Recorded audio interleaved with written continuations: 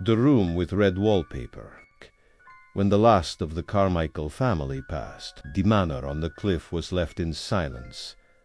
Save for the waves that clawed the rocks below, Silas Thorne, a fading poet with no family of his own, received word of a distant inheritance. A cousin he'd never met, a legacy he didn't deserve. But with debts mounting and his own mind dimming beneath grief and liquor, he accepted the deed without question. The manor stood crooked against the sea, all grey stone and weeping iron. It welcomed him like an open wound. Of its many rooms, he was drawn to only one. At the end of the east wing, a chamber locked with rusted brass. Inside, red wallpaper clung to the walls like dried blood, textured with swirls that seemed to pulse when the light shifted. Dust lay thick, but no cobwebs, no decay, as if the room had been forgotten by time, or preserved by it. He chose to write there. The first nights were calm. Silas lit his candles, arranged his notebooks, and let the house creak around him. He wrote freely, something he hadn't done in years, please. His words flowed like water from a cracked dam. Bah! Slowly, he noticed the wallpaper. Its patterns no longer seemed decorative. They curled in shapes, too precise, forming loops and eyes that hadn't been there before. One night, in the flicker of candlelight, the design seemed to breathe. He laughed at himself, or tried to. But the next day, he found a line in his notebook he didn't remember writing. The walls are listening now, we should whisper. He tore the page out, burned it, moved his writing desk to another room. But when he sat to write again, the words wouldn't come. He returned to the red room, and they flowed. Soon, the dreams began. He walked through corridors lined with velvet walls. The air was warm and close, thick with perfume and decay. Faces rose from the wallpaper like pressed flowers, mouths open in silent song. Voice, his own, but older, recited poetry in a tongue he didn't know. When he woke, Silas stopped leaving the room altogether. Food went untouched. Mirrors were covered. He spoke less, but the walls listened more.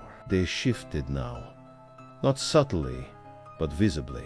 A figure had begun to emerge near the fireplace, a tall outline in the red arms, long face smudged like wet ash.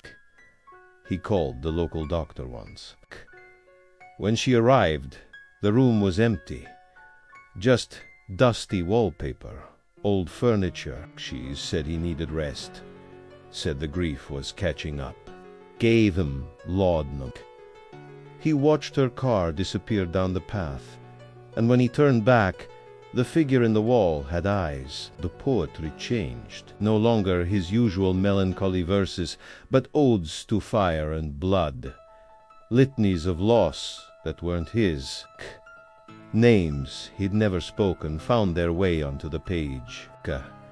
At night, the figure in the wall moved closer, inch by inch. One stormy night, lightning struck nearby, and the manor shook. A section of wallpaper peeled away near the ceiling. Silas climbed a ladder to fix it, but beneath the curl was not plaster. It was more wallpaper.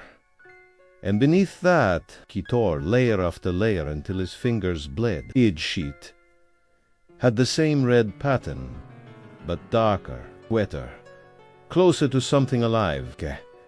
And then he found it, the final layer. Beneath it was not wall, but flesh, pulsing, warm, vein. He staggered back, fell from the ladder, and passed out.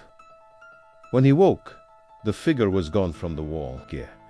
It stood in the room with him now. It didn't move. It didn't need to. The house had closed around him. Bukka. The windows showed no sky, only red. The air tasted like iron and roses. He crawled to the door, but there was none. Only wallpaper, he wrote. He couldn't stop. The pages filled themselves, even when he dropped the pen. His voice echoed without sound. His thoughts were not his own. Every word deepened the pattern on the wall. Every stanza brought the figure closer, and then, finally, he understood. Groom wasn't cursed. It was hungry.